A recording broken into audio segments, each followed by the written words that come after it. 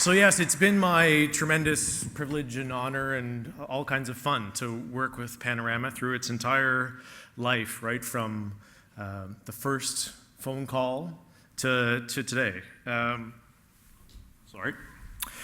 And what we wanted to do is talk very briefly about a couple of the high notes of what the Foundation has learned through this process. I don't know if we got it's coming. There we go. So the first one is the importance of introductions.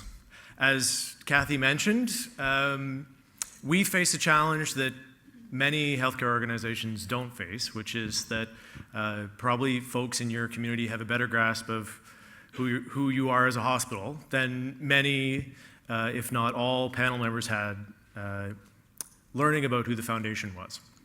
But it also gave us a bit of a blank slate. So we learned the importance of telling our own story and our own history as we introduced ourselves to those people who had agreed to give their time and to engage with us. We learned that we needed not only to make the time for our participants to tell us their stories too, but creating the opportunity to let or share in the experience of participants telling each other their story. And the way in which, in the space of 2 days on a first weekend in September, we went from total strangers to parting excited about a 2.5-year journey ahead. And setting out with that right foot is just critically important. There was a lot of stage setting, talking about the objectives and being honest about the limits of the Foundation's work. Kathy was really clear. We are an organization of influence, not of power. And these citizens were being advisors to an advisory organization. And that comes with limits.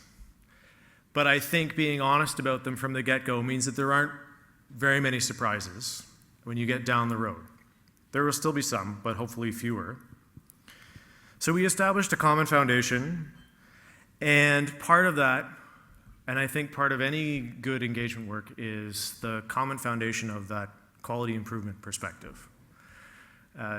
Making sure that everybody knew that examining the flaws where they may be in the healthcare system is not about tearing the health system down. We have citizens who are fiercely protective of their healthcare system.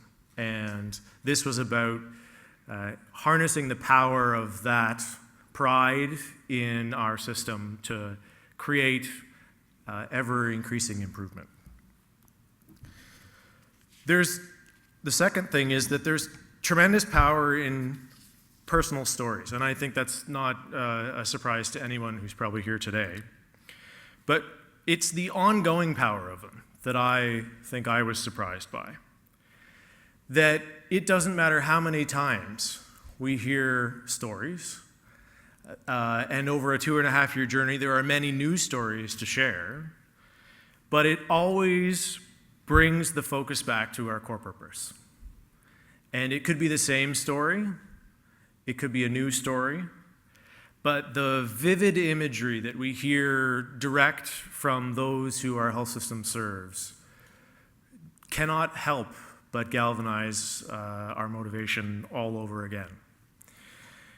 Making the time for telling and retelling those stories is something that at points we blew past. We thought we've told the stories, we can now do the other things.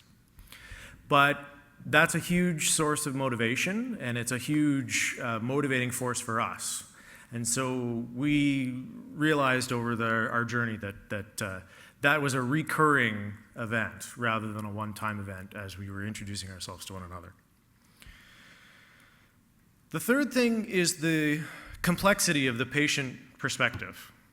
So we know that patients aren't just patients.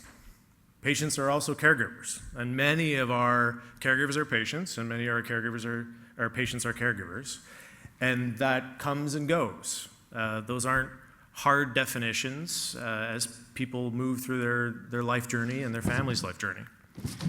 But patients are also lawyers and chefs and teachers and students and analysts and managers and architects and all kinds of things, which bring tremendous skills and perspectives to the work of healthcare change that many, many of the folks who are working in healthcare may not necessarily share.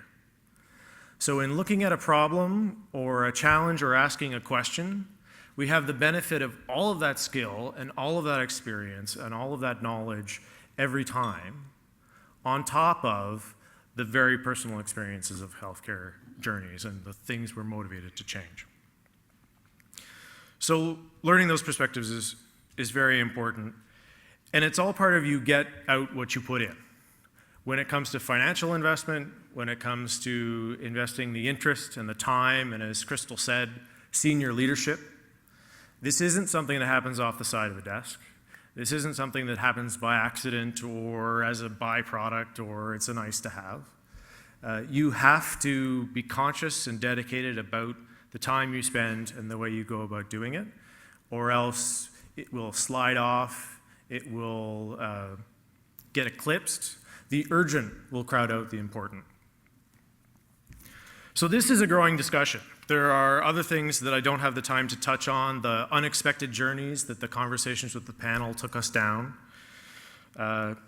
the clear evidence that you can maintain an independent perspective and a longer-term engagement process, this concern about corrupting that independent patient view and everyone just becoming a cheerleader is just simply not the case. We have had right up to the last conversations with our panels challenging questions asked of us by them and clear direction given where we were perhaps not thinking of something in a way that made sense to them. So we're not concerned about that. And the last thing is the importance of civic responsibility and the way in which all of our panel members have embraced that civic responsibility, and you're hearing about taking it back, taking it out, carrying it on. So I would just invite anyone who's interested in delving into any of these things in more detail to contact me or contact the foundation. This is a conversation that we've been having with a wide collection of folks, either staff or panel members themselves presenting or discussing or participating. We're going to hear a little bit more about that next. So please, get in touch with us. We would love to carry on the conversation. Thank you.